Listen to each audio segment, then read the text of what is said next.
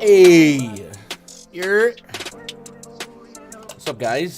This is gonna be hot. My grandpa used to do a bit when we would go to any restaurant. First of all, he called the waitresses nurses. Nurse. They'd bring him his coffee, and he'd make sure to take a sip in front of her. He'd go, "Oh God," and she'd be like, "Oh my God, what?" She goes, and he'll go, "It's wet." Oh, and it cracked me up every time. Hundreds of times seen it done. Never got old. Never got old. How we doing, boys? Happy Saturday. What up, Conscious? Michael Knack. Everyone hates Chris. Sean, fighter jet shot down that Chinese balloon. I feel like that's not true, but maybe. What up, Steve? Dang Lazy Mofo. David Kavetsky. Jake's in the chat. Josh here. It's a fine world when you can win money for humans getting mauled. Won't he do it? What up, Wesley? What up, Mundos? I haven't seen you in a minute. Hope you've been alright. I did kind of burn my tongue on that. I knew it was going to be hot. I freaking knew it. Our government doing that Chinese. So I've seen a lot of fake videos on Twitter. I don't care about anything of that crap. But I've seen some fake videos on Twitter, and I just, hope you're not falling for one of those hoax videos. I don't know. How'd you boys do last night, bro? You guys do all right? Last night, D'Angelo Russell led the entire slate in fantasy points, 58 of them. He had 29 points, 10 rebounds, and 6 assists. 58, kind of a lazy slate leader in terms of volume of fantasy points. Joel Embiid, number 2, 28 minutes of action for him, 33 and 10. What up, Darius? One of the lurkers that are speaking today. Love it, man. Welcome aboard. Who do you want to get tossed tonight, Gun? 2-2 record warming up. Who do you want to get tossed tonight? Like, ejected from one of the games tonight? Yo, y'all know Austin Rivers my boy, right? I'll tag in, bro. Austin, don't be fighting Mo Bamba. What I tell you? I wonder if his daddy called him after that. 100% Mo Bamba said something about his sister, right? There was no other. It was like, yo, that's why PG left your sister or whatever. And then he turned around and said, "What'd you say?"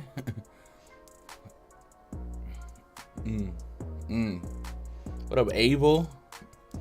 LaMelo Ball, 55 fantasy points last night. Anthony Simons, 33, 5, and 6. He hit 9 trays in 37 minutes. Porzingis, 51 fantasy points, 33, 8, 4. Usually when Porzingis has a big night, he has like a sneaky amount of blocks or steals. He only had 1 block last night. Buddy Hield with Tyrese Halliburton playing, 21 points, 10 rebounds, 6 assists. He had 2 steals as well. Fred VanVleet, 48.75. I hate Austin. Yeah, I kind of mixed the Vince McMahon and Doc Rivers there, huh? I hate Austin.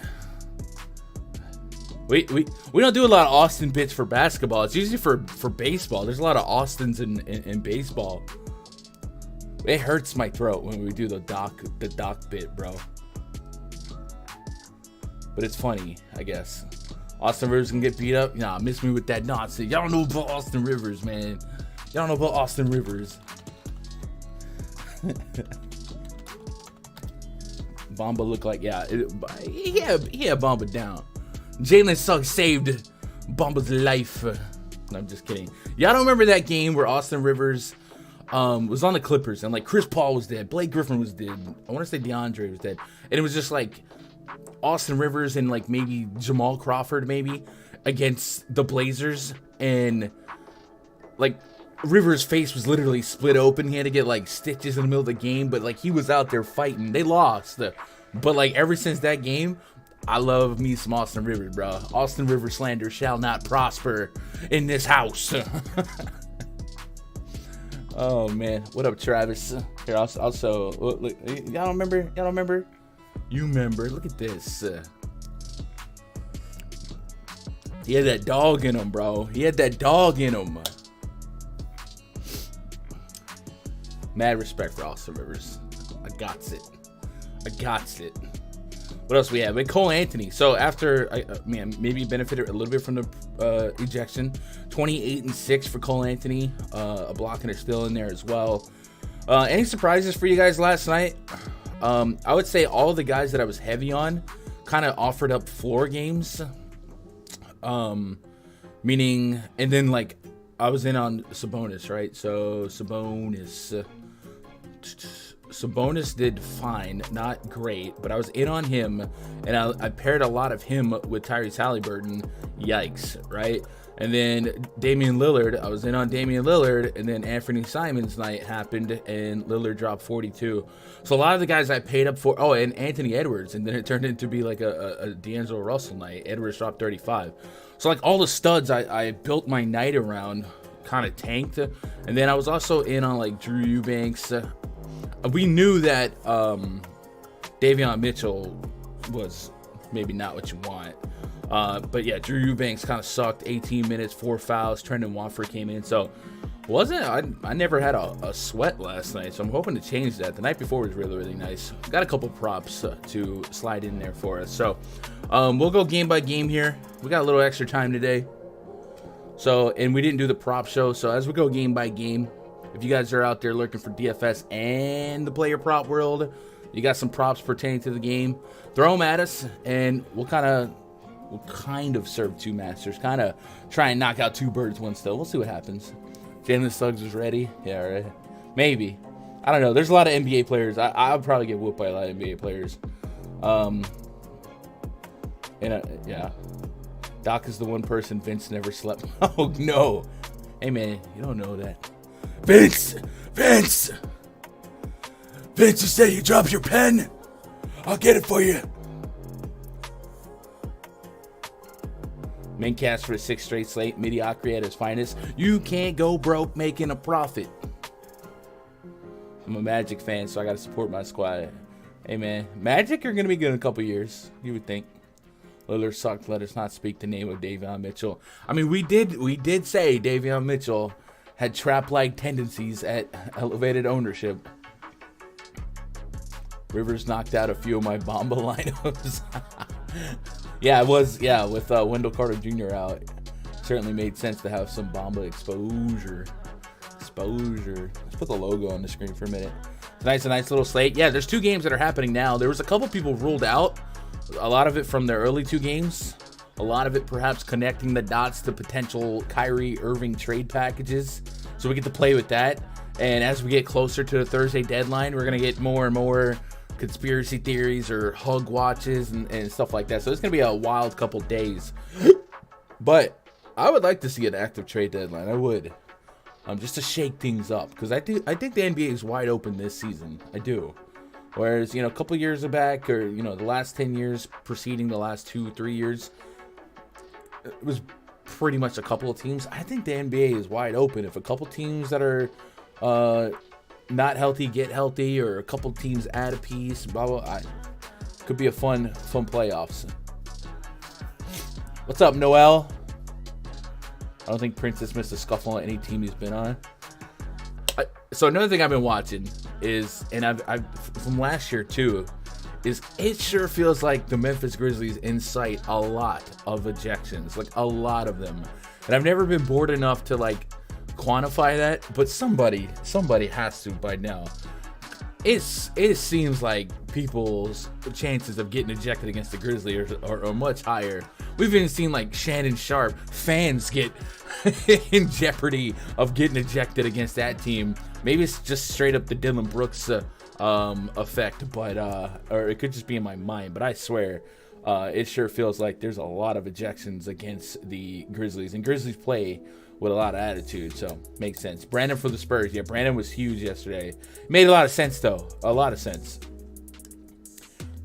How about Naismith, though? Oh, man, what a bounce back for Naismith if he had some of him. He started rough. I think he had a turnover and a flock of seagulls and was able to turn it around.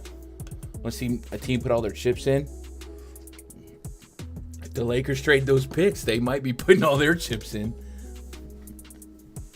And I'm fine with the Lakers going all in.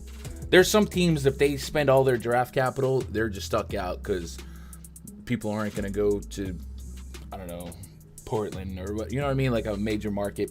But it seemed like LA always has the LA factor where people will just always want to play there and you can attract free agents.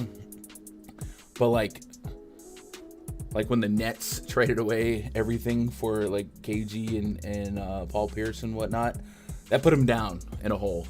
So if the Lakers traded away some of those draft assets to make this Kyrie deal work and it didn't work, and then Kyrie doesn't stay in, LeBron leaves, they could be in trouble. But I don't think they will be. We'll see. All right, let's get to work. What up, Chris? You hit 100K last night? 5,000K, bro.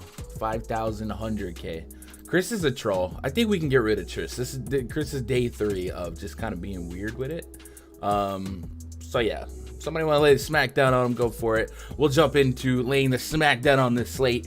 Phoenix Suns up against the Detroit Pistons. Project starting 5 for the Suns: Chris Paul, McCall Bridges, Cameron Johnson, Torrey Craig, DeAndre Ayton, taking on Jay Ivey, Alec Burks, Bojan Bogdanovic, Isaiah Stewart, and Jalen Duren. We got 227 total, 4.5 point spread in favor of the Phoenix Suns. Devin Booker still out. Yesterday, Suns kind of I don't know if the word surprised, but I definitely doubted them yesterday. They were without Cameron Johnson going into Boston, and they did their thing, right? So today, coming against the Detroit Pistons, night 2 of a back-to-back, a better matchup than last night. We do deal with a little bit of a back-to-back narrative, but there hasn't been anything on Chris Paul's potential rest, right? I don't think so. Let's see. Bing bong. Bing bong. Beast super chatted $5. Beast, I appreciate you, brother. Thank you. Good luck on your 10K challenge. I know several of you guys. Hey, all right. So Beast is doing it. My boy Cam is doing it. Anybody else been trying to do this $10 to 10K thing? I see a lot of content creators trying it. I'm just curious. Nothing on Paul being down today, right? And we've seen Paul play back-to-backs.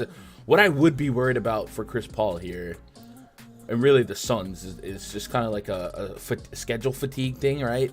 On the first, they get smoked. Then they have to travel a couple time zones to Boston, go down the wire, pick up the win. Now they got to travel to Detroit. Is Detroit and Boston the same time zone? I feel like it's possible that it's not. So there's a little bit of travel fatigue here on the Suns to be at least pessimistic about. We take all that out of the picture, though. It is a proper good matchup. 118.3 defensive rating from the Pistons, and just a good spot through and through. Underpriced is Chris Paul, if we believe in 35 plus minutes in a super good matchup. The Detroit Pistons has been a really, really plus matchup all year to attack for fantasy points. So I'm in on the thought of Chris Paul. I just have back of my mind pessimism. Cameron Johnson, are we good? Are we good? Let's see. Anything on Cameron Johnson sitting tonight?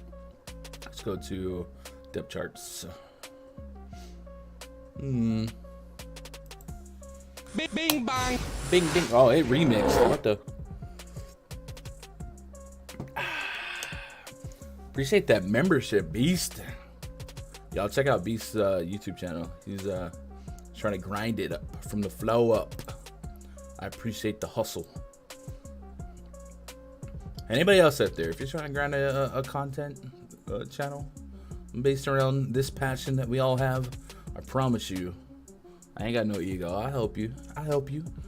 Hit me up. Beast hit me up. I sent him it was you, Beast, right? I sent you a pretty detailed list of thoughts on your content. So I promise you guys, I want to see everyone be great, whether it be a player or a content creator. There ain't no competitors to me, man. We all just out here vibing. Not on the injury report for tonight. All right, that's good to know. So we'll see if there's any funky stuff, but I think Cameron Johnson looks pretty interesting because of that. DeAndre Ayton last night.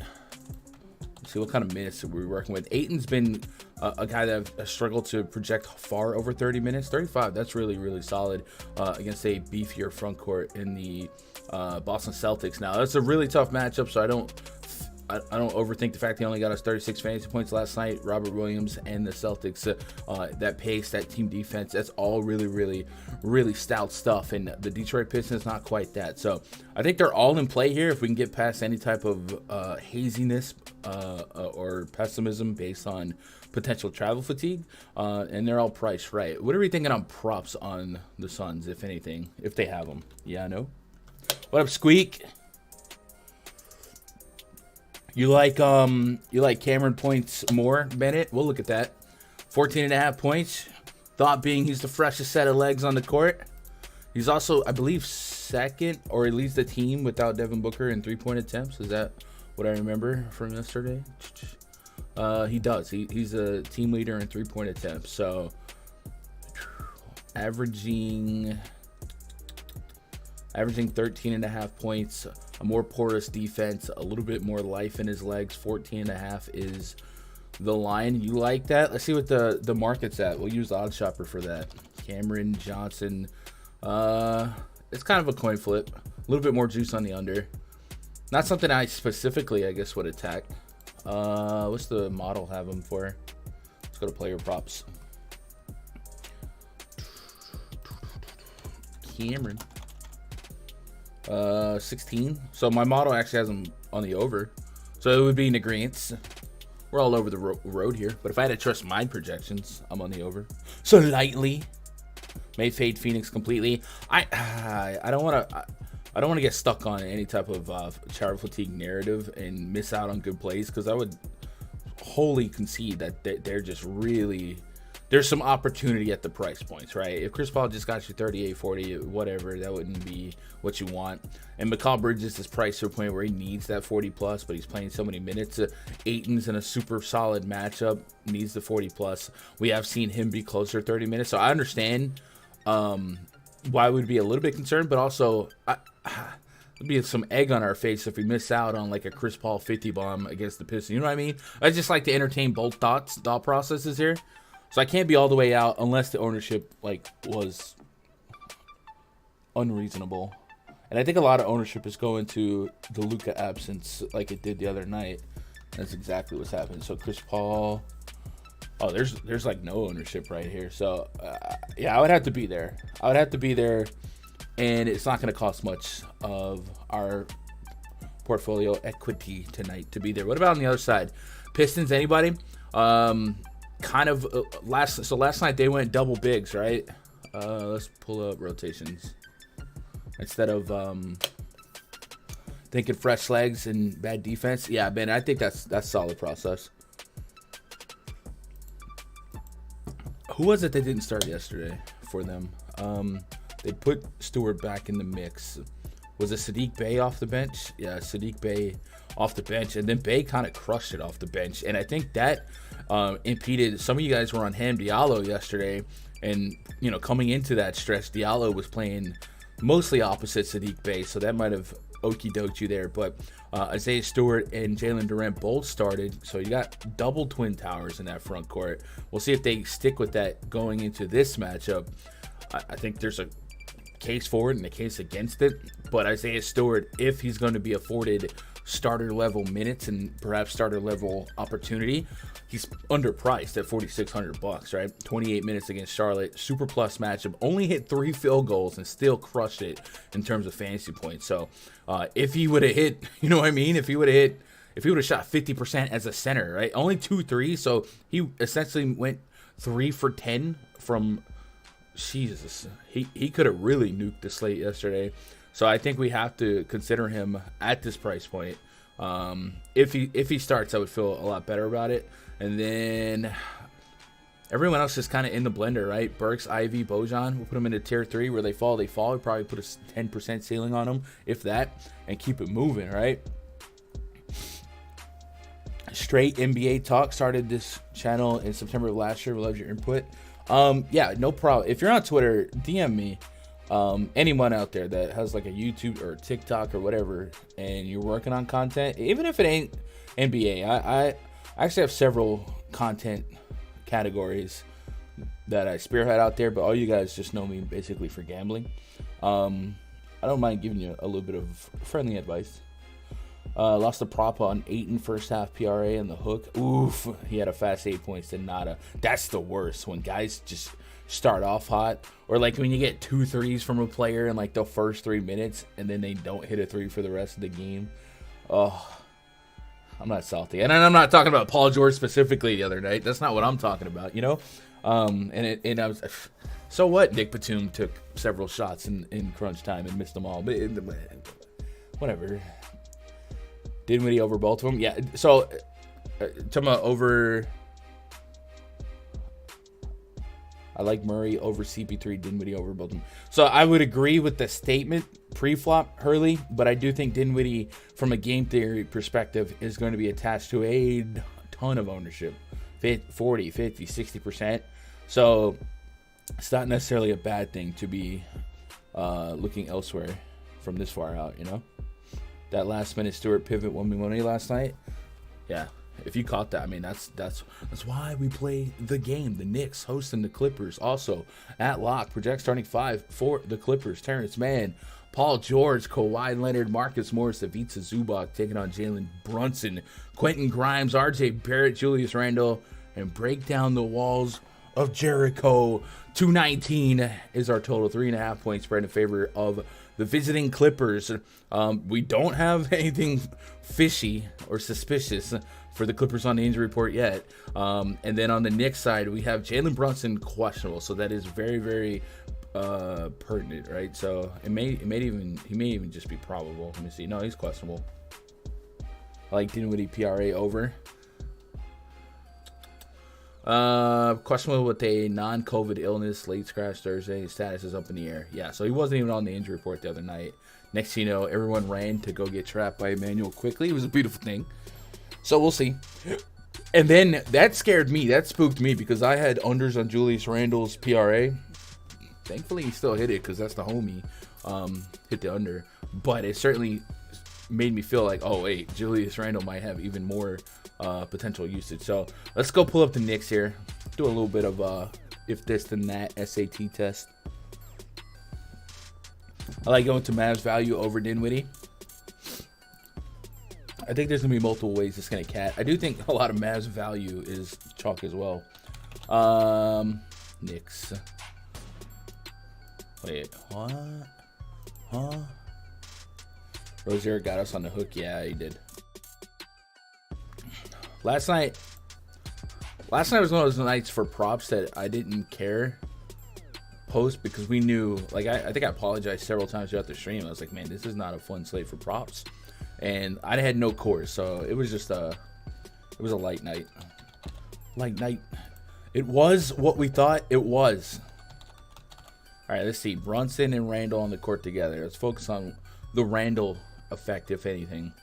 Randle's at a 27% usage rate, 28% assist rate. That's crazy. 1.1 plus fantasy point per minute.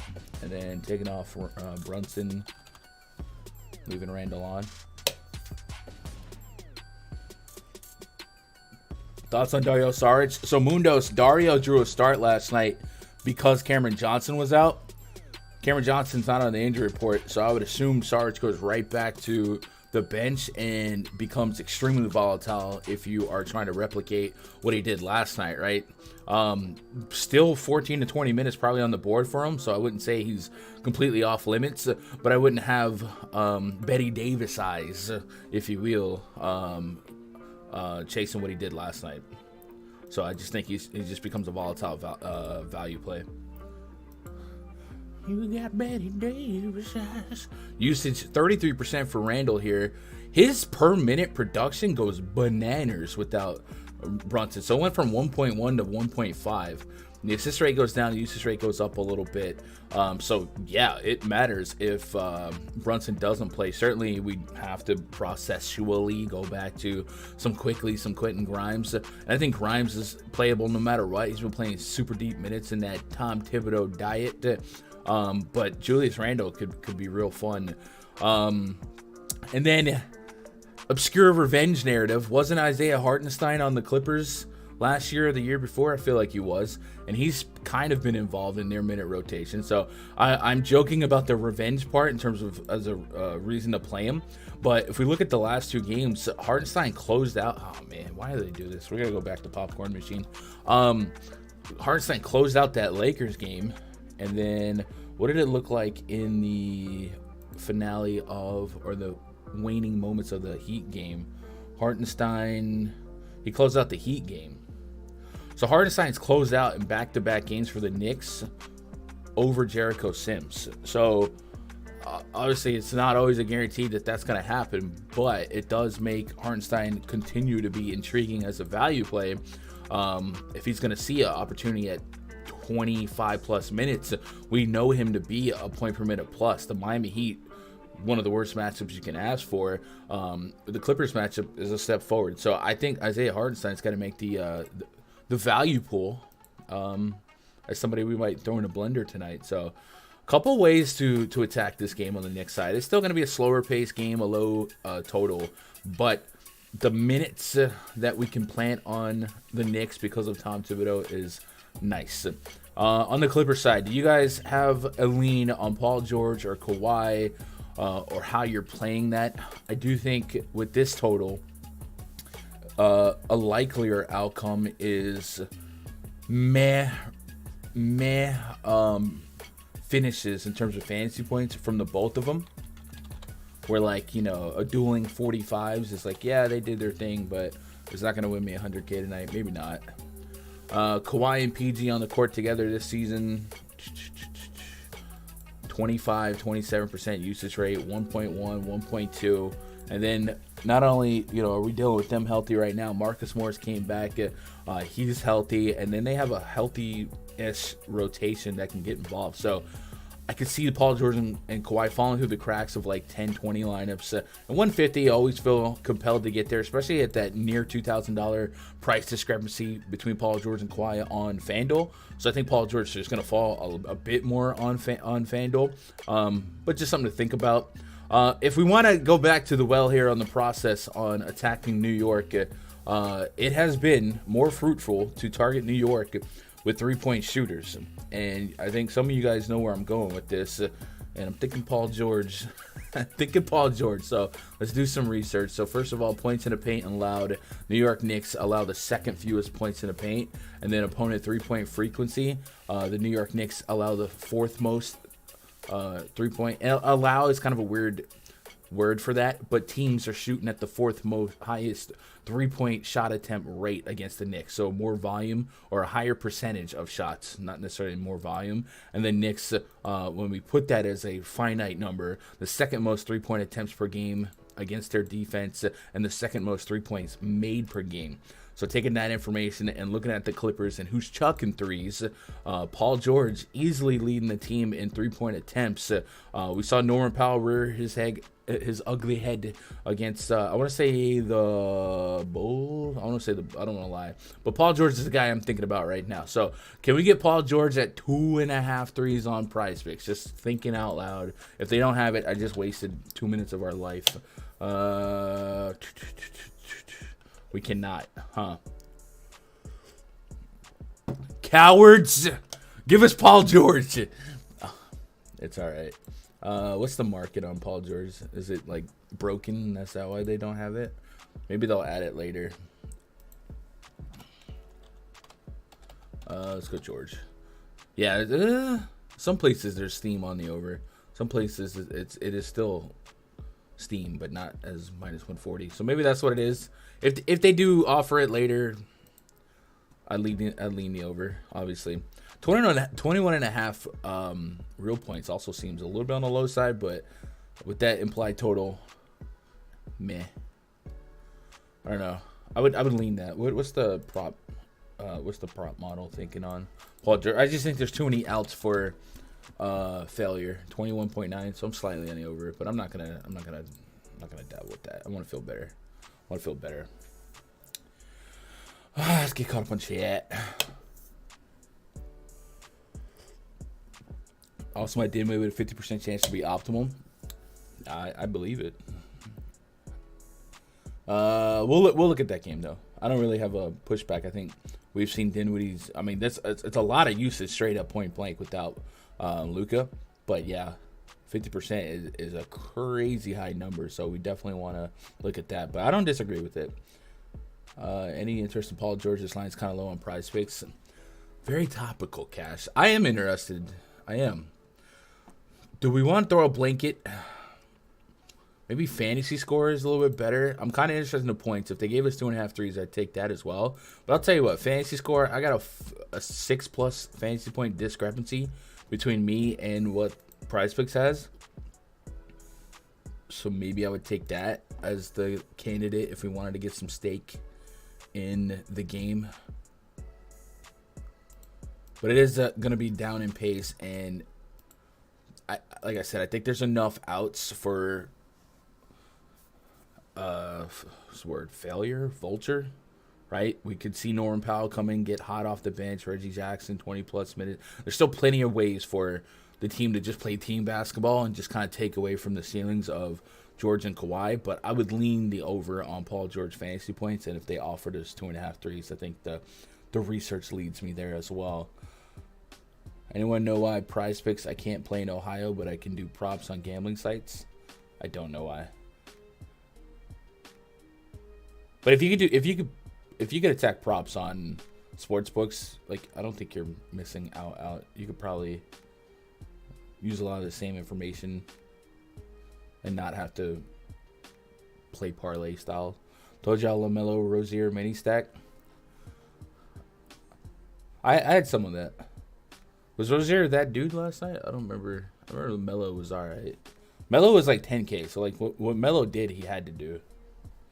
Hartenstein's a joker, but he's not Jokic. He's Jokic.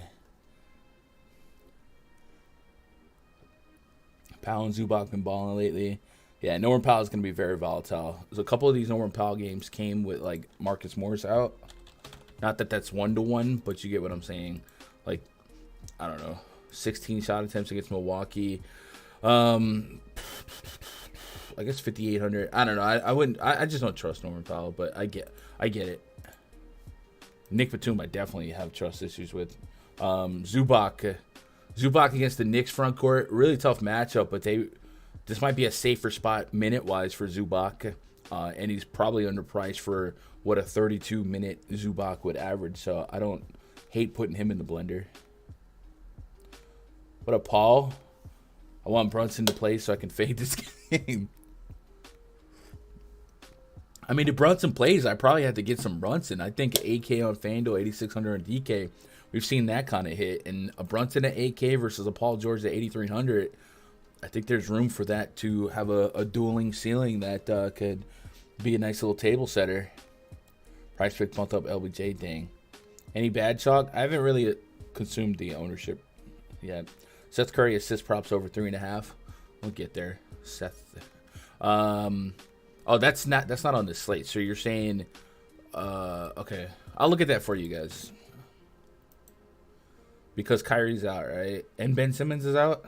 That's their two. That's their two facilitators. A 3.5 assists against the Wizards. Let me pull that up.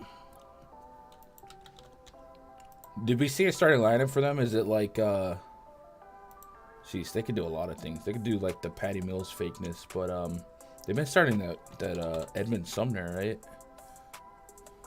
So we'll see. Let's put Durant. There's probably no sample size here, but I think we could maybe dial the clock back to last year. 19% assist right there.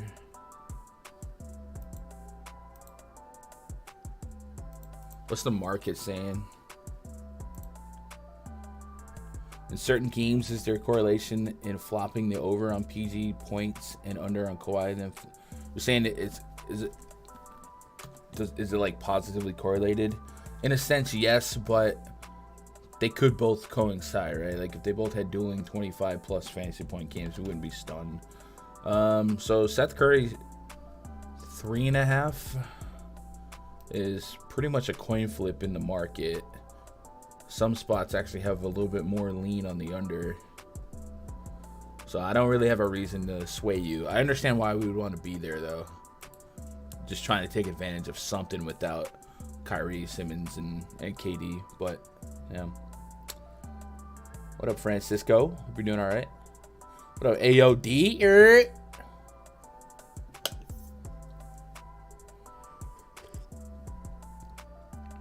So, in your example, Corey, over on Paul G. So, you would put on the same card, Paul George over, Kawhi under, and then flip it. I think in this scenario, it's not necessarily 1-to-1. I think let's see. Let's go LA Clippers.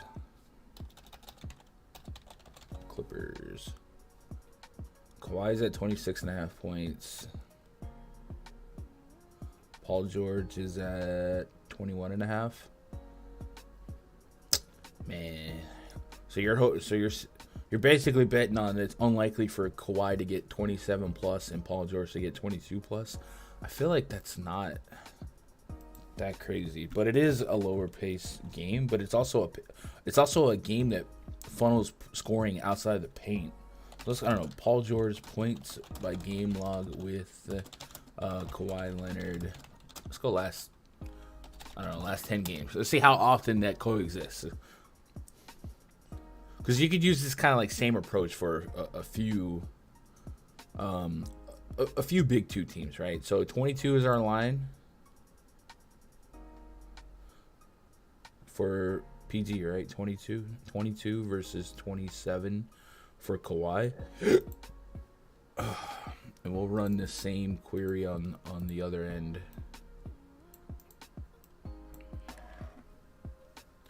And we'll switch George.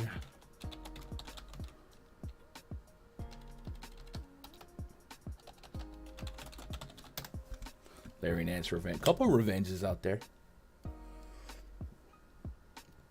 So Kawhi 17, 33, 33, 27. So the number was 27 for Kawhi, right? 27. So it's just in a coexistence. And remember, some of these games, Marcus Morris is down, so they're still. There was a stretch of 1, 2, 3, 4. Wait, 1, 2, 3, 4, 5, 6. 6 of the last 8 games, he's hit 27 or more with PG. And then for Paul George, he hit 22 or more. 2 of those games, or 3 of those games. And actually, each one of those games that he hit the over,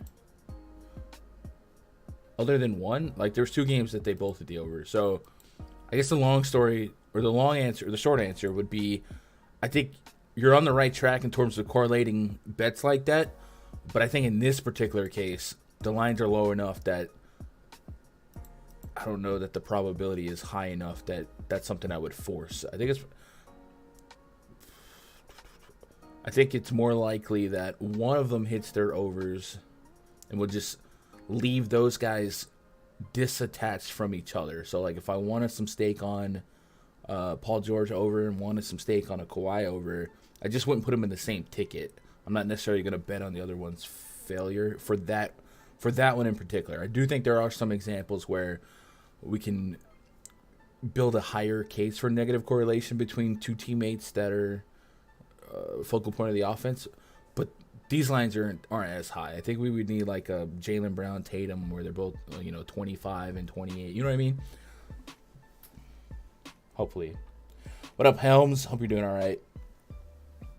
And then Morris came back, and Marcus Morris averaging 13 points per game, and I think he was 2nd or 3rd in 3-point attempts per game for the team. So he's not a non-issue offensively. Yeah, he's 11 field goal attempts per game and 2nd to Paul George in 3-point attempts per game. So it's not as insignificant as you might think on the surface when you think about Marcus Morris playing basketball, right? Blazers at the Bulls. Project starting 5 for the Blazers: Damian Lillard, Anthony Simons, Josh Hart, Jeremy Grant, Drew Eubanks up against Ayo Dosunmu, Zach LaVine, DeMar DeRozan, Patrick Williams, and Nikola Vucevic. 235 is our total 4-point spread in favor of Dabos. So Blazers night 2 of a back-to-back. We still are in life without Yusuf Nurkic. Last night was the Anthony Simons show, and I don't think that's crazy to expect that to happen again. I do think maybe Patrick Williams isn't quite Porzingis defensively, but the 3 guys that we're most intrigued with, usually Grant, Simons, and Lillard offensively. And Grant's offense, a lot of his big offense this year, not all of it, a lot of it, was during that stretch that Damian Lillard was down. So let's go pull some numbers on that, shall we? Merci. What, am I blind? Portland, here we go. Have you used Hot Streak for any props? I have not. I think I reached out to them to see if they had a partnership program. And I think they were just like, nope. I was like, oh, okay. See you later. So, I don't know. But I have not. Are they good? We out here. We trying to get endorsements, guys. Let's put Lillard Simons on. And then take off Nurkic. And I guess it's worth it. I don't know. Jeremy Grant. I remember way back in the day when I was first getting in, there was a site called Hot Roster. And it was basically what PrizePicks is now. And it's a shame how before their time they were. It was before we had, sports betting, bills opening up what they did. Because I thought they were really good. I actually was on a conference call with their owner to kind of give them some feedback. And, they were way before their time, man. Anybody remember Hot Roster? All right, Lillard, Simons on Nurkic off. Lillard, 32% usage rate. Simons, 24%. Grant down to 20. When it comes to the Bulls, I do like to attack them with 3-point shooters. Much like the Knicks, we've seen opposing teams funnel to the outside a little bit more. Bulls allow the 5th most, or see the 5th most 3-point attempts per game. And then when it comes to 3-point frequency volume-wise, that's good for 5th most as well. And 3-point attempts or 3-point made per game, the Bulls are 5th most as well. So top 5 in all categories 3-point shooting. And I think the Blazers have to be up there. Portland with Portland's top 10 in 3-point attempts per game, or 3-point made per game. And that makes me look at Damian Lillard and Anthony Simons. Lillard on the season is averaging 11 plus threes a game. Simons 9 plus threes per game. Do we get any Blazers 3-point attempts today? And are they at 2.5? We're at 3.5 for Simons, which is understandable. And Dame Dollar doesn't have one, huh? So it's just Simons at 3.5. I don't think it's crazy. But I usually just only take 2.5s. Out of curiosity though. What's the market on Simons? Stars and scrubs or even Stevens type of night? I don't know yet. Not a split. Little juice on the over, not a split. For DFS, you're giving me Damian Lillard, you're giving me Anthony Simons, and then we have to talk about Drew Eubanks and Trenton Watford again. Both these guys are severely underpriced for the potential minutes that they might see today. And I know, goldfish memory, we gotta have it on FanDuel. Eubanks being closer to 5K. I understand being a little bit more trepidatious on getting there, and I understand. Things happened last night to kind of create a path for Watford success. I think he had early foul trouble. Let's see, Blazers. There we go. Eubanks first quarter 2 fouls. Second quarter picked up another. So he had 3 fouls at half, and then going into the third quarter picked up another foul. So he had 4 fouls, and then Watford came in and was just playing better, right? So this kind of is like the Boucher-Achua approach, I guess, for me, where I think we have to have, if you're managing a portfolio of lineups, I think we're putting both of them in the blender, and I probably will prevent them from being in the same lineup, right? I think the projection is going to be a good enough value, 30 fantasy points and 20. I probably even, I think that's still fair. So I'll probably just go one or the other max, right? So Eubanks and Watford in a group on Fantasy Cruncher, at most 1. Does that make sense? We'll do that. I know no ownership yet, but I may have built the chalkiest lineup in history of chalk. Maybe. Not bad lines, always more than PrizePicks, and they have daily boosts on some lines. Yeah, I wouldn't mind playing there. I'm a little bit, let's say, is greedy the word? I don't want to say greedy. I'm not greedy. But as like as a content creator, I guess, if they had an affiliate program instead of just telling me no, I'd be more likely to use them. But I only want to, I don't know. That sounds so scummy. That's not. They don't have an affiliate program, so it just like ended my interest in checking out their site, basically. Stars and scrubs or even Stevens type of night. We'll see any Kobe value. Kobe White. Let's see. Caruso's on the injury report.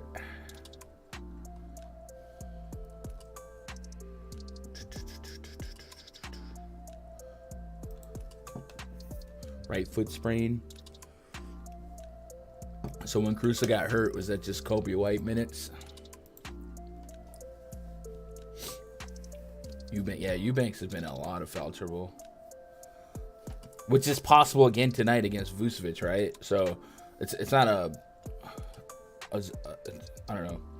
So I still think that the approach is to one or the other. Caruso got hurt here. DeSumo just came back in, huh? Wait, Caruso closed that game? What did I just read? Caruso played 7 minutes before exiting early. Kobe White and Goran Dragic should play some extra minutes in this game with Caruso. Oh, this is from the game prior, right? My brain is broken. All right, so if they're all in, I don't have a reason to especially be on Kobe White. If we lose one of them, right, a Caruso or something like that, and Caruso being on the injury report at least leaves a crack in the door, then I could see a more possibility. But I really just don't think we need to be there tonight. So probably no for me would be the answer. Kyrie Irving to the Bulls. Oh, because Caruso's questionable? Imagine. Nah. What's up, Dave? I hope you're doing all right. Hey, Journey to Greatness. Appreciate the sub, brother. What up, Simon? Would you take 3+ on both? Was that a was that a Damian Lillard, Anthony Simons question? So, my boy Cam, he plays on offshore sports bets where their line is not over. So they would do 3. They don't have hooks, is what he was telling me. So, like, if the line is 3+ 3s, it means if they hit just 3, they hit. It doesn't mean they have to hit 4, right? So if that's the question, I do think it's in this spot for Lillard and Simons to hit 3 threes a piece is fine to take, right? Last night we got a 3 out of Dame. He's gonna give you 3 most every night, and then Simons is gonna pick up some threes as well. 9, 3, 3. So yes, I would in this matchup. I think it's fair if that's the question. America's the second highest foul rate in the NBA. Is there something to Portland's scheme? Maybe they're just extra aggressive.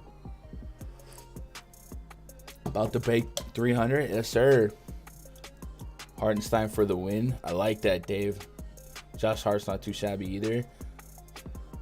I get about 30 fantasy point projection. They got contracts to get it done to get Kyrie. So the Kyrie can walk at the end of the season, right? I don't know for sure. I'm just guessing. I think he's a free agent. I know KD's the one that's locked up. So if you're a team giving up a package for Kyrie, you're hoping that he'll stick around. Otherwise, you might be giving up too much if it's just a rental. But I don't know the specifics. But what I do know... Oh, as far as Levine, DeRozan, Vooch, it's kind of the same approach here. Levine's always going to look tastier because of his price point. DeRozan, I think Levine, DeRozan, and Vooch today are more likely to coexist than usual because of how suppressed their price points are. And then, I tell you what, you mentioned Pierce mentioned the foul rate. Is Vucevic getting to the line like that? Maybe we get a free throw prop on Vooch. 1.5 free throws made. So Eubanks has been out here banging bodies. I don't think Vooch does get to the line like that, but you just need him to hit or get to the line once, right?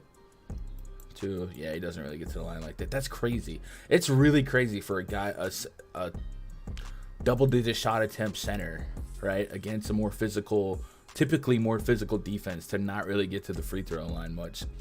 All right, let's move on to the Bucks and the Heat. Projection 25 for the Heat. Gabe Vincent, Tyler Hero, Caleb Martin, Jimmy G, Buckets, Bam Adebayo taking on Drew Holiday, Grayson Allen, Pat Connaughton, Giannis Antetokounmpo. Giannis Ani got a poodle. Brook Lopez, 2-2-2, and another one. 2s our total 5-point spread in favor of the Milwaukee Bucks. We do have a typical Miami Heat laundry list of, I don't know, man. So we'll get to the bottom of that. Kyle Lowry was listed as out. Kind of immediately memed him as being traded for Kyrie, and then he's listed as out to continue the fun here. If you guys missed it, Lowry sucked last game and then did not close in a game that also had no Oladipo. So Gabe Vince is probable, Kyle Lowry's out, Victor Oladipo's doubtful, and then everything else is meh. So we're expecting Jimmy Butler to play here in a 5-point spread. So him, Adebayo, Hero would have to pick up a lot of the slack here. We have seen Oladipo put together a string of good games, and I think I was a little bit surprised last time to find that Depot actually led the team in usage when he was on the court with Jimmy and Hero, and then he jumped in with a big game right off the rip in a tougher perceptual matchup. So let's put Butler, Depot, Hero on. Oh no, not Depot. What am I doing? Adebayo. Kyrie put Brooklyn in check. I mean, they're definitely gonna have to make a move. Hopefully, it doesn't get. I don't know. They don't chop him off at the knees. Sometimes when a player just refuses to play, like Ben Simmons, and then last year we had the Harden situation, When a player holds out, then you lose a little bit of leverage on asking price, because as the clock ticks, you got to make a play. But I think in this spot, it's good. It's well enough that the Nets can net something. But then if I'm the Nets, I don't know if moving Kyrie is a blow up, or can you close the lateral with a couple of things to make that team strong with Kevin Durant there, because KD's got a couple years left on that contract. And you could explore just blowing it up and seeing what you can get for him. 25% usage for Adebayo while on the court with Hero and Butler. 1.08 fantasy point per minute. Butler leads the team in fantasy point per minute and 21% assist rate. Do we think without Lowry, without Oladipo, who do we expect to bring the ball up the court the most, Hero or Butler? Hero actually, everyone moves up a little bit. Butler has a 25% assist rate in that split. Now, it's only 79 minutes, so there's a lot of overlap in this team to last season. So in the interest of sample size, let's go back to the beginning of last year here.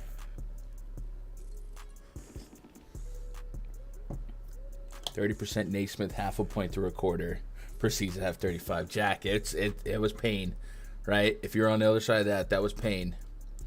My condolences.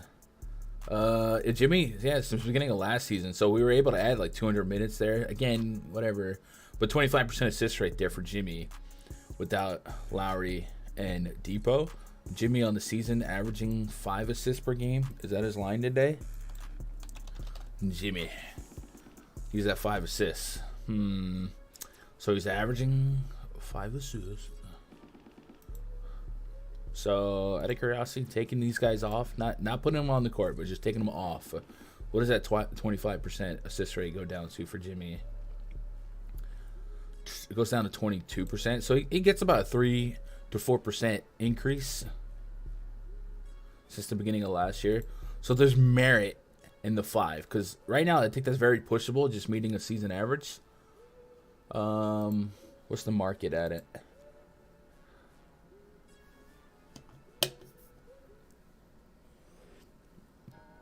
Man, we're at 70 likes without me once mentioning the likes. That is, you guys are the best. You guys are the best. You're actually getting plus. Oh, okay. So the line's actually moved to 5.5. So I guess there's value just straight up on 5 because it should move. So I guess I would take the over on Jimmy Butler's 5 assists. Patrick Rice, thank you so much for the sub.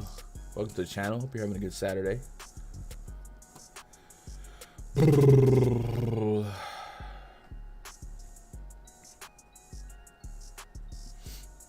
You guys like this 5-point spread? I've just been tickling my brain lately with these spreads. Maybe I'm overvaluing the Bucks here, but we do have a Giannis listing on injury report. So which one of these billions of tabs? Here we go. Is there anything serious to Giannis? No, probable. All right. Giannis is going to come in probably as the highest raw fantasy point. Yeah. Jokic's on the slate. I do think there's some squirrel business potentially in that Hawks and Nuggets game with Trae Young and Jokic. So right now Giannis is coming in with the highest raw point projection. It's really not as high as you would expect for a normal Giannis slate, but he still could just be king of the mountain tonight. So I want to get there, and he'll fall where he will. Drew Holiday's still somebody that can get to where I need him to get to. Just no warm and fuzzies, but I think there's a lot in this game that makes the player pool. Let's get caught up. Bill's out for that early slate.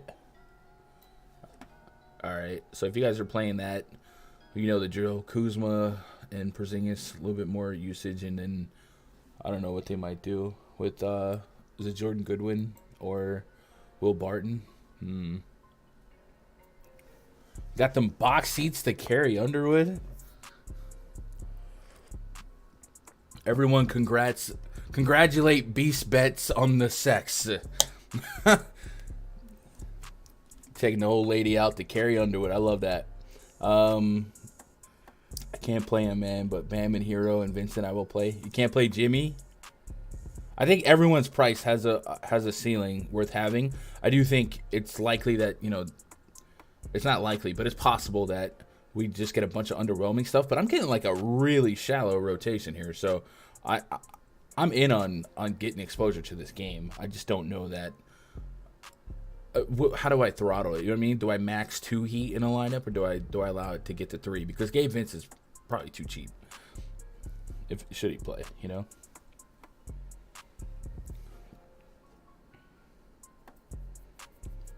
I'm a Bulls fan. Loved Jimmy when he was a nobody. Good times.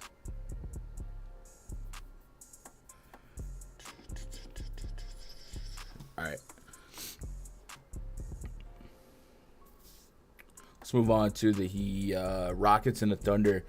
Projects 35 for the Rockets: Jalen Green, Josh Christopher, Kenyon Martin Jr., Jabari Smith, Alperen Sengun. Take on SGA, Josh Giddey, Isaiah Joe, Jalen Williams, Jalen Williams.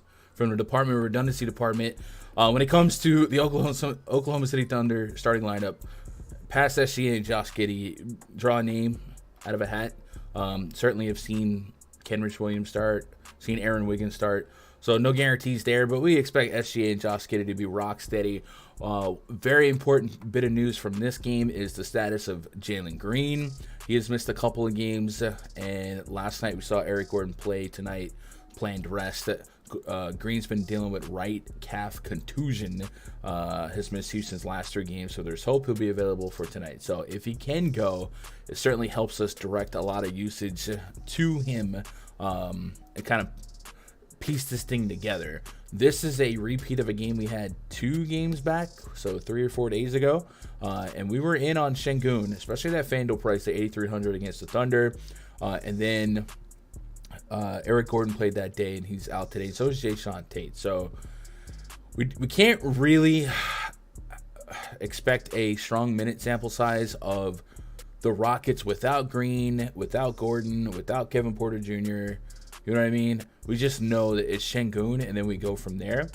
So that's where I'm starting. If Jalen Green can play, I want exposure to him on both sides, though, because we can get a little bit of sample size on what this team looks like when Green does play, right? So let's put Green on the court. 336. Guys, I think today might be the day. Our season record is 350 concurrent. And today, we are already at 336, and it's not even barely 340. So let's put Sengun on the court. Let's take off KPJ. Which means we could hit a like record, A wink, wink. Rockets defense could be horrendous, yeah. But it's still the Thunder, right?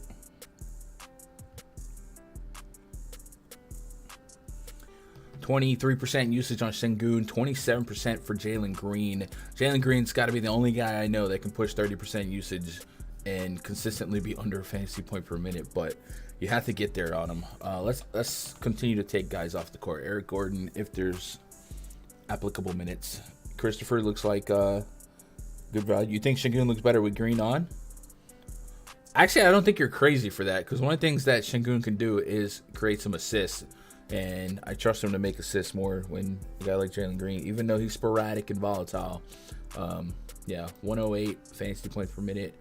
30% usage in the split with Gordon out for Jalen Green. So 245 minutes. Actually, this might be incorrect. That I forgot we drew the parameters back to 2 seasons ago. To this season, Green goes to 33% and 24.5% on Sengun. And then so Sengun is gonna be no matter what in the pool. Especially on FanDuel at that price. I wish he was forward eligible still. He's not. Just 4 rebounds against the Raptors. Tougher matchup. I get it. And then he got to 12 rebounds against the Thunder. That was kind of a sweat, right? He only had like 1 in the first quarter. And then he just kind of like went on a rampage. But we had that line at 10.5 or 10. Are we getting a similar line today? 10.5. I think when it was at 10.5 that day, we got to like 150 steam on the over. Let's go check out the shopper. The shopper. What about Green from the Mavericks, shooting guard? I think there's several Mavericks guards that are viable today. Obviously, there's going to be some landmines there. We haven't got to that game specifically yet, but we will. What am I doing? Sengun rebounds. 10.5. A little bit of juice on the over, so that's where the lean is. What's the projection in the player props? And then with the Thunder, you just don't know who's going to start at center. I have it at 12.6, so I'm on the over on rebounds for Sengun. And then team metrics, we know the Thunder, they just kind of not good at most things, but especially rebounding. So rebound rates, the Thunder have the 4th worst rebound rate in basketball. And defensive rebound rate, maybe this got broken by Tari Eason, but they have the 2nd worst defensive rebound rate in basketball. Yeah, so I'm in on some Sengun rebound props, but I think on PrizePicks we might have some value in its fantasy. 45, no, we don't. Just the rebounds. As long as we believe in the minutes, I think we should. He had 5 fouls yesterday. I think we should. So I'm gonna re-sign up. If I see Bruno Fernando on the court with 4 minutes left in this game again, I'm gonna have a BF. Alperen Sengun. Let's go over 10.5 rebounds on the lean. We had another one earlier. I didn't type it up, did I? There's bots in my Discord on the Gundecker Gaming one. Oh yeah, there it is. Guys, I need Discord mods. Somebody want to help me? I gotta do it later. Guys, don't click on the obvious porn link in the free Discord. Or do. I probably wouldn't. Appreciate the heads up, Jeff. Is Denny a better play on the early slate with BL even with Gafford back? So Avija, I think. So I don't know what they're doing with Avija, and I don't want to derail from this slate, but Avija minutes were so bad yesterday. And one of the quotes that they put out when they traded Hachimura was they wanted to find more minutes for Advia. I have a bad habit of calling it Avija, but it's Advia. So potentially, yes. I don't know that that's a direct touch for Beal to Advia, but I don't know what's going on with Advia's minutes because they're supposed to play him more. That's one of the catalysts in trading Hachimura, according to the GM, you know? So I don't know. Sign me up. Sign me up. All right. On the Rocket side, give me SGA. What's SGA's point prop? Is it like 32.5, 3, 33, 32.5? Right on the nose, bro. I'm telling you. 51.5 fantasy points. Metal Loy. Thank you for the sub, man. I hope you're doing all right. Hope you're having a good Saturday. I like SGA for fantasy. I think his lines are pretty efficient, so I can't really get a strong lean, but I'm going to have exposure to him for DFS. Same with Josh Giddey. I'm the most likeliest guy that I get attached to in terms of exposure past those two is Jalen Williams. 59 on FanDuel, 55. Not Jalen. There's a difference. And I'm getting a solid projection from him. And it feels like his minutes are pretty rock steady from a Thunder standpoint, right? Give me a good shot at 30. So those would be the 3 Thunder, if the slate lock right now, that I would have in the blender. The other guys are so volatile, and no one's guaranteed to start the second half. Maybe Cameron Williams' minutes would be there no matter what, starter or not. So maybe we introduce him into like the risky value. And then, yeah, those would be the 4. Here we go. 4 Thunder. And I don't care about Tari Eason at 6K, 53 on DraftKings. When that burns me, it's going to burn me, whatever. Let's move on. I'm on Giddey's over on a few cards. What prop specifically? PRA, I guess, would be Giddey's most fun prop, I guess. Mr. Triple-Double. 33.5 PRA for Giddey. 19.5 points. 39.5 fantasy points. So 33.5. What's the market at?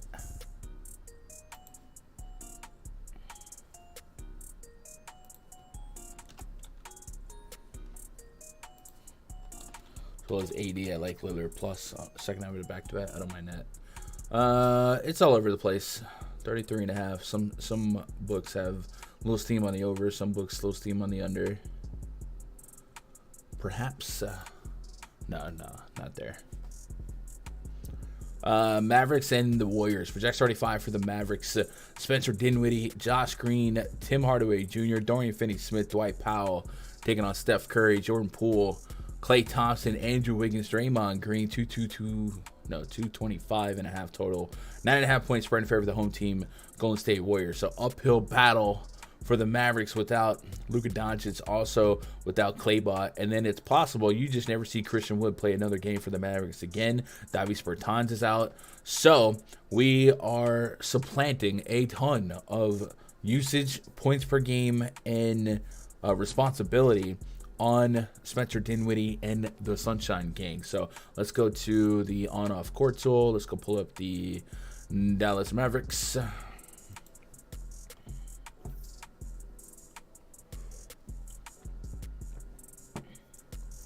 Josh Green's getting the minutes. And then, like, on top of just replacing Luka production, we do have to think about the scoreboard, right? Like, there's a real chance that a healthy team laughs Dinwiddie off the court. Maybe. What's the Mavericks schedule? Do they play tomorrow? They play Monday against the Jazz. There's a little bit of blowout propensity, right? And if you want to get Kyrie for Spencer Dinwiddie and Christian Wood, you don't want to risk him getting injured in a 30-point game, you know? So Dinwiddie on, Luka off. And I guess Christian Wood off as well. Those are two usage guys. What happened to Wood? He's just down. I read last week, or the other day, this was before the Kyrie crap happened, was that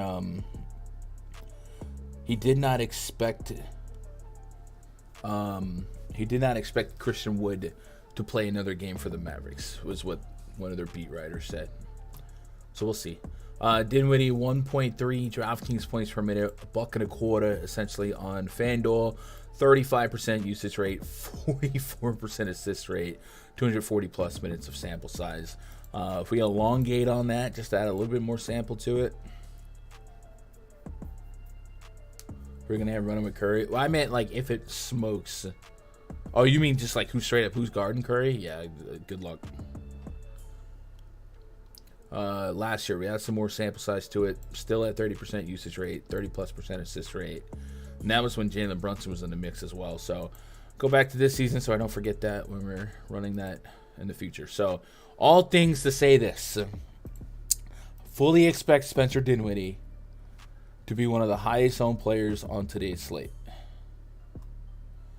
And unlike yesterday, where Davion Mitchell had easy pushback because of his usage and his inefficient per minute production, Dinwiddie's pushback is a little tougher to get behind because he has palpable production in opportunities without Luka. 35% usage rate. The volume's going to be there. 1.2 to 1.3 DraftKings point per minute. So he's a better per minute play no matter what, if we're talking about just straight up chalk. And it looks like he could be in 1 and 2 lineups tonight, if not more. So I guess we'll ask the chat, and there's no right or wrong answer here. Are you guys going to battle tonight with or without Dinwiddie? Are you expecting to be under the field, at the field, over the field? Is it lock button or nothing? How are you approaching Dinwiddie today? I'm genuinely curious to see how some of our fellow men approach this, because it's not just a will he produce thing. It's also, will this game stay competitive enough for Dinwiddie to stay out there? Was a game against the Jazz? Was it a Jazz game where Luka was out and then they got smoked? I feel like it's possible. Let's see. Spencer Dinwiddie, DKP by game log without Luka Doncic last Let's go last 10 games.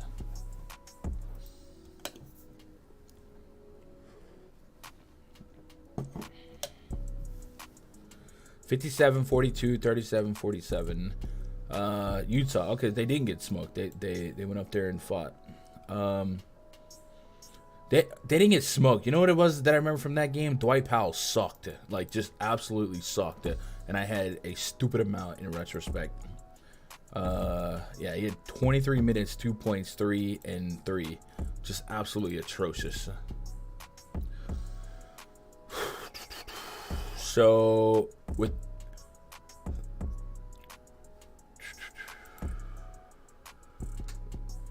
AK, the projection likes him. I like him. Just that ownership does spook me a little bit because it is such a pivotal spot, not pivotable. No, it is pivotable. This Warrior team stinks, so I'm just playing Dinwiddie. Warriors at home, man, a little different. I guess the Warriors do have some volatility in their starting lineup, but I think all of it's just like carried over injury tags from the last outing, huh? Probable for Curry. Klay Thompson's questionable with a non-COVID illness. Draymond Green, questionable right calf tightness. So I think if you lost one or two of those, creates a case to keep it closer.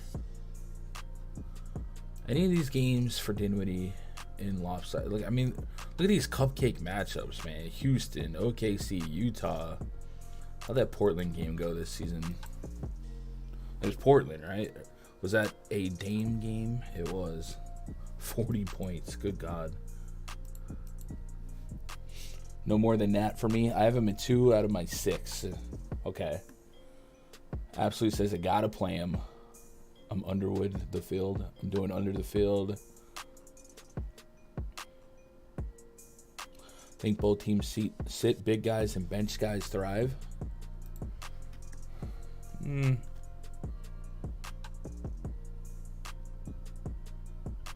Like that pivot. So, what is the pivots, I guess? Let's go to Fantasy Cruncher.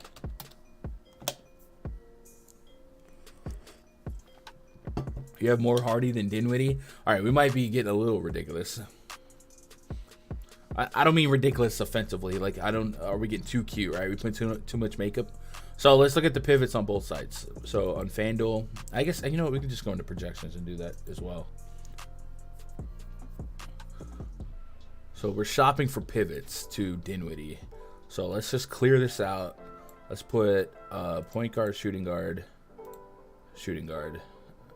for FanDuel specifically, right? Dinwiddie did not show up. What did I do wrong? Oh, did I miss a point guard? I did. What the heck?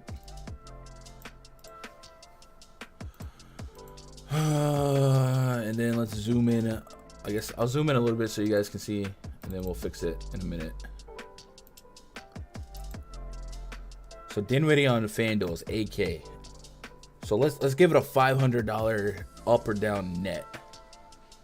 Well, Paul George for me has a 1 fantasy point different. Obviously, you can get to both of them. Chris Paul's there. Does Chris Paul outscore Dinwiddie more than 5% of the time? Because I think Paul had no ownership. Trill Scope, thank you so much for the sub. Hope you're having a good day. DeJounte Murray. I think DeJounte has an out because I think there's some squirrely stuff going on with Trae Young on the injury report right now. But that's just a hunch. Brunson, if he plays, is possible. So going over to the FanDuel here, right? Let's go to the gun column. Our projected point guards. Let's get the right slate. I guess that would help, right? So ownership, Dinwiddie's at the top. Ownership on FanDuel at 8K.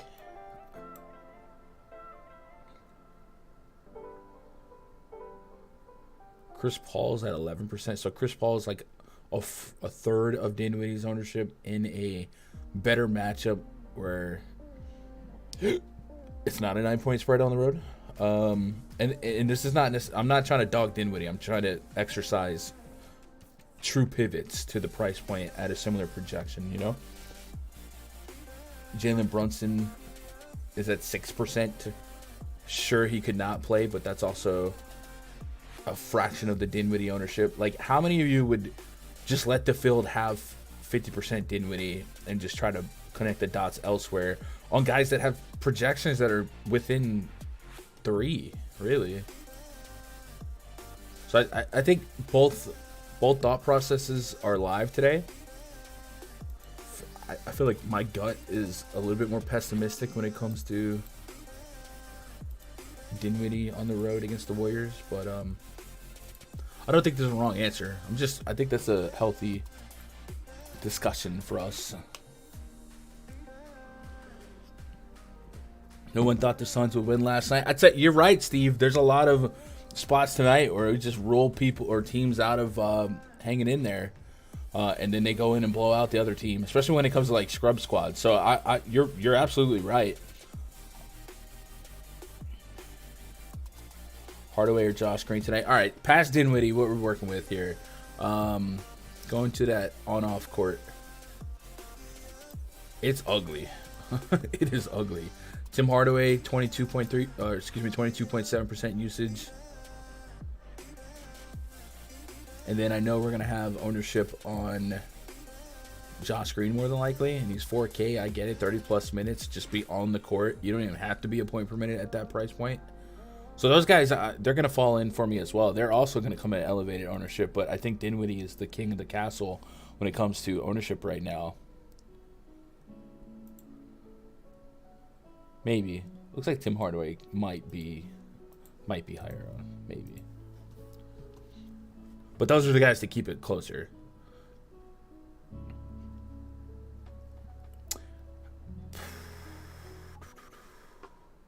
I kind of like the thought of, I don't know, you guys, a lot of you guys said under the field. Oh, man. That's tough. I guess if I want it, like, how do we play Dinwiddie and still be super different? Or how do we take some of the higher owned guys and still be super different? It's still possible. There's I'm trying to think. I don't know. Hopefully, I got a hunch on Trae Young, man. I think that could get me in trouble. Case said this could blow out. That would be my expectation, but it could also troll us, right?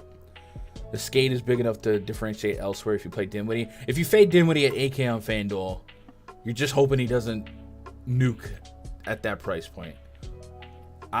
My projections like him, so I'm not trying to push us off the thought of Dinwiddie as a play individually. I'm just trying to game theory away from that ownership and see what is possible to be done if there's logistical pivots. You know what I mean? If Tim Hardaway takes 18 shots tonight, sign me up. I'm with that. What up, Jimmy?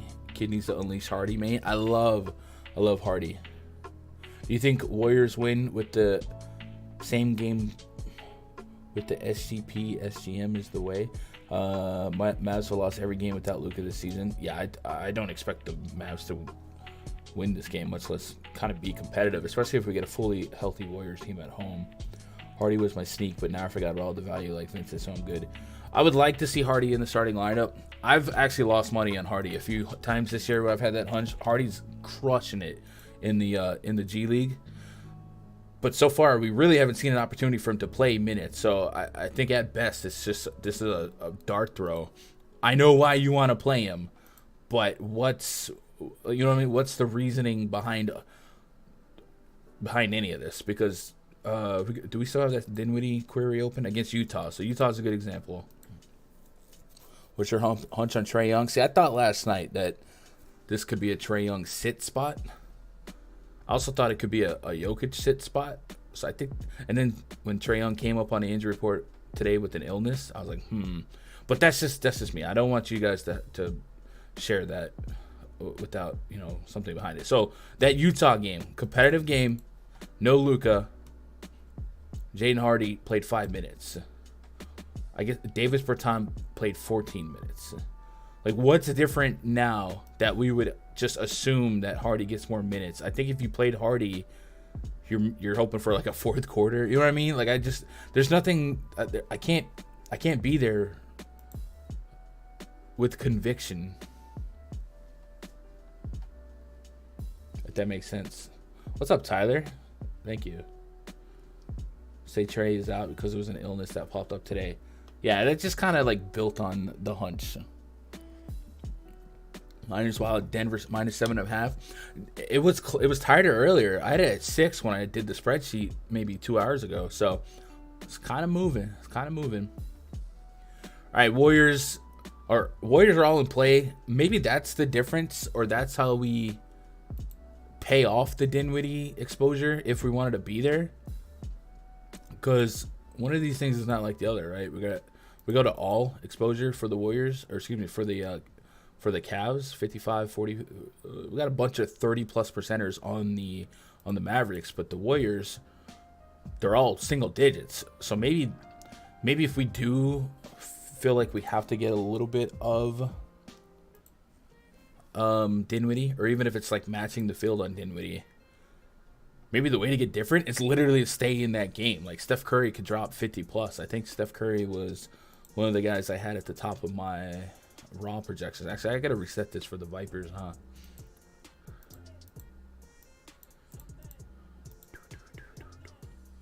Especially on FanDuel, right? So on FanDuel, how far do we go down before we get to Curry? Curry's 5th in raw fantasy point projection. So maybe that's how we get different. We keep it correlated because it's the same game. And then we offset the 40% ownership with, what did we say? 6% Steph Curry. I think that's fair. I get it. They're volatile because of Clay and Jordan Poole all together, but Steph Curry's been that dude. If Joker sits, do you like Zeke Naji? Theoretically, yeah. I like Jamal even for Joker, but he's out. It's over. Yeah, Jamal Murray's been on a tear.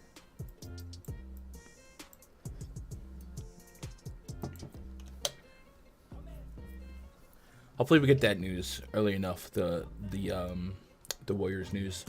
All right, we got to do 2 plugs, man. I forgot to do plugs. First of all, rundfs.com if you guys want to get my spreadsheet, my projections, my player pool, all that good stuff. Just behind the paywall at rundfs.com. We have a partnership with Fantasy Cruncher. Anything that you get will come with a credit towards Fantasy Cruncher. I would lock into the All-Star break for baseball. So it used to be called the All-Star to All-Star package. The basketball All-Star breaks in 2 weeks, and then that'll get you locked in until July. I think July 11th is the day for the baseball All-Star break.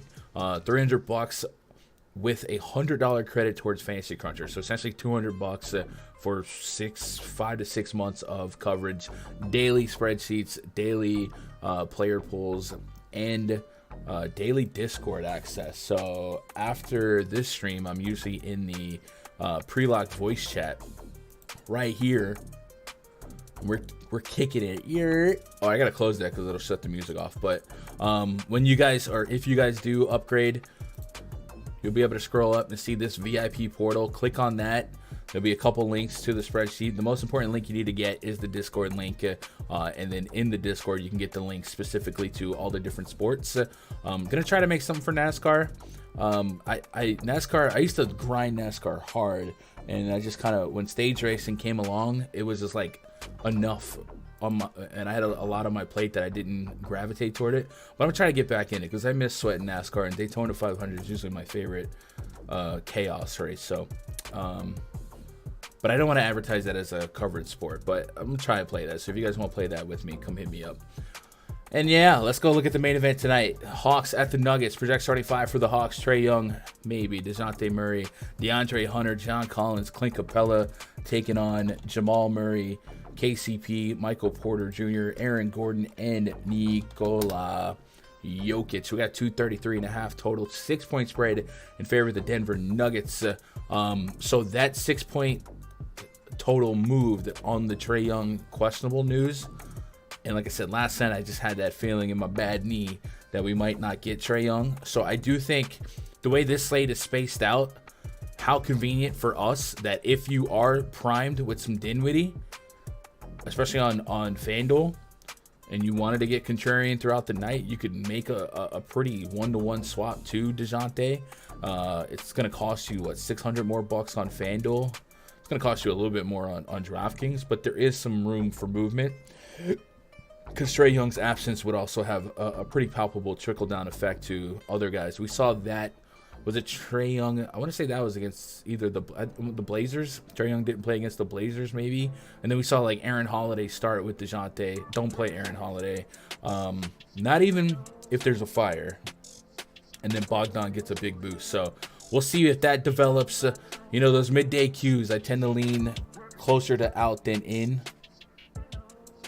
And this one being the last game on the slate, all of the volatility. And then we got Jokic on the injury report for the other team, along with Aaron Gordon. So we can go get some reading done on what might come of that. So Denver.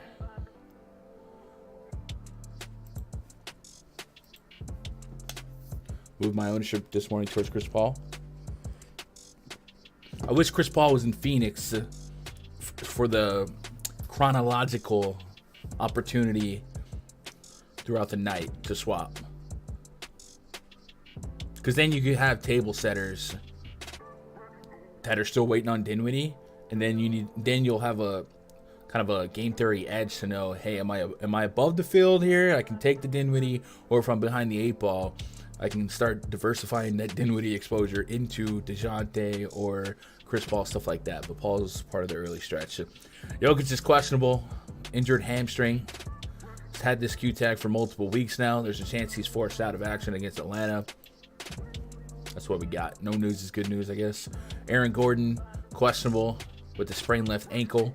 He was held out Thursday against the Warriors, and he's in danger of missing a second straight contest. So, in his absence, Denver.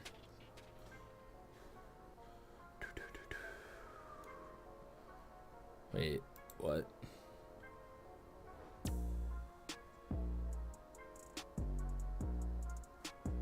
Are we missing a game here? I think we're missing a game. Let's go Denver over here against Golden State, right? Right?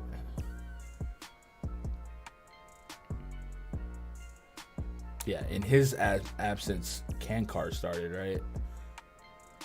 Yeah, MPJ, Jokic, Jamal Murray. I don't know why. So, if Aaron Gordon can't go, I guess we run that unit back until we don't. If Jokic does play, Late Night Hammer has the ability to be the highest scorer on the slate. Shaw, thank you so much for the sub, man. Hope you're doing all right. How are we doing on subs today? We started at 52. We're at 74. So we had 22 new subscribers throughout this stream. Thank you. I appreciate that. So Jokic is second to Giannis right now in raw fantasy point projection. That always can move with the win, and it's less than a fantasy point differential. So, or it's about 1 fantasy point difference. So it could move. We'll see. Any Michael Porter love? I think at 5,600 on FanDuel, 5,700 on DraftKings, certainly a pathway to 30 if you're there on that. And then if Gordon's down, maybe even more so, replacing almost 17 points per game, a couple of that gets around. I gotta say that I have been sleeping on KCP, and I'm probably gonna not play KCP because of my historical disdain for when I did play him. But KCP is kind of giving you some usable stuff lately. 28, 36, 27. Shot volume's been in the double digits. He's shooting some threes here and there. The steals, the stocks have been there. Maybe Trae Young. Dude, he had 6 stocks against the Pelicans, bro. Maybe I should start being more receptive to the idea of sprinkling some KCP into my life. Yeah, just wanted to put that out there. Probably won't. I just wanted to at least mention it. Why did Kobe White play so much last game? I think we said that Alex Caruso got hurt. I'll double check that for you.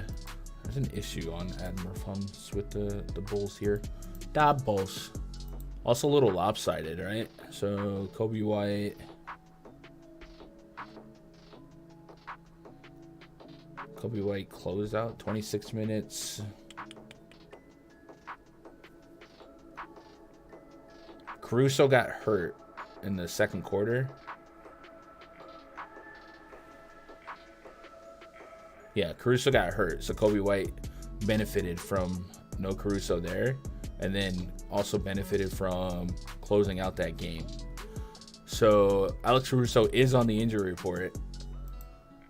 So if he ends up not playing and you felt froggy, it's not the craziest thing to throw some darts in the air on Kobe White, but that would be like 150 lineups. So I don't think I would be comfortable doing that in 20 or less, you know? KCP's defense been bananas. Yeah, he's getting it done, man. What do you like for spend ups tonight? Oh, that's for Vic. All right. Are we at 100 likes? We're at 123 likes, and I've only mentioned it once. Thank you so much. That's awesome. 330 of you guys hanging out, bro, on a Saturday? On a Saturday? You gonna tell me that I'm wrong? And you know who else has been hanging out with us? We gotta show them some love. PrizePicks, man. Shout out to PrizePicks. Helping keeping this content free day to day. If you guys haven't tried PrizePicks yet, well, you're slacking, but that's okay. We still love you, and there's still time to fix it. Repent it. Sign up for PrizePicks. Download the app on your phone. Get it on the desktop. When you sign up, use code GUNDACKER. They're going to double your first deposit up to $100. Instant site credit, playable right away. No slow drip, no playthroughs, none of that crap. I mean, you have to play through it once, but you don't have to play through it 5 times and do crazy stuff, right? And jump on the action. We've been supporting a lot of player prop content here on this channel. We have connected and partnered and become friends with several members of the player prop content community. So you'll be able to spider web your way through finding some cool people to tail. I think it's a lot of fun to simplify your sweat every night, attaching yourself to a couple of guys specifically, and not have to worry about I don't know, Aaron Naismith nuking your night late in the night. Right? You can have an easier sweat if you want to go out with the family or something like that. So shout out to PrizePicks. We love PrizePicks in this house. We stand PrizePicks. Any lasting questions, comments, concerns by you guys, throw them at me. A couple minutes. I got to get into that premium Discord at rundfs.com. So you guys are welcome to come join me there. What's up, Justin? My friend Justin. He's already got a girlfriend, and he's cracked at DFS. Caruso is made out of paper mache. Ouch. All right, let me scroll up here, make sure I didn't miss anything. But if you guys have any questions or comments or suggestions on player props or DFS picks, now's the time. Now's the time. What to do with the Joker Q tag? He could sit. I definitely think he could. So that late in the night, how far are we from Jokic to anybody? Milwaukee, 7. Yeah, we're about 2 hours. We're about 1 hour. So that's the fun part of this slate. It all locks within 2 hours.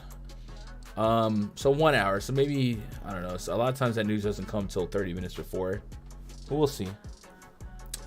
So I guess if you had Jokic, you probably should be using him in the util spot if you can help it. If you can help it, you'd get up to some Giannis. If not, you'd probably have to, I don't know. That would become an instant, like a have to be a 2v2 situation or something like that, you know? So maybe keep some of those in mind if you're just grinding a couple of lineups and you want some Jokic exposure. Would be real nice for Mr. Malone to give us that info sooner than later. Same with Trae Young, you know?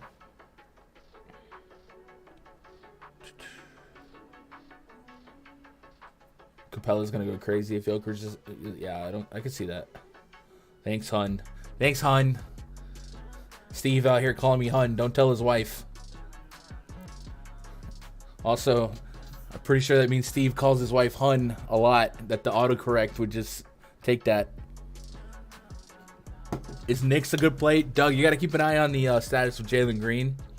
I'm not excited to play Dacian Knicks no matter what. I do think he's viable if Jalen Green's out, on top of already having no Eric Gordon. We've seen 30-plus minutes from him in back-to-back games. Get me over 24, get me over 20. Double-digit shot attempts in that last game. Didn't shoot real efficiently, but if you take out Eric Gordon from the equation, I would feel better if Jalen Green's out as well. But I do think he's playable. But I would definitely want to preface that with the fact that I want Jalen Green to be out before I get to Knicks exposure, right? All right, so tomorrow we probably don't do a stream, right? We never do stuff on Sunday. But I have thought about doing some more coverage on Sunday down this stretch into the All-Star break because we're going to have a couple days off. Tomorrow, it's probably not worth it. Probably just a 4-game main slate. Probably. So we might rest. But at worst, we're back Monday, right? If you guys are out there lurking, hit that thumbs up on your way out. Hit that sub button if you haven't already. Starting to grind towards 9K. I definitely appreciate you guys making part of my afternoon, be part of your afternoon. I'm headed to the Discord to talk a little bit more for a couple hours. You guys are welcome to join me. Tell somebody out there that you love them. They just might need to hear it. I love you. Good luck. God bless. Go win some money.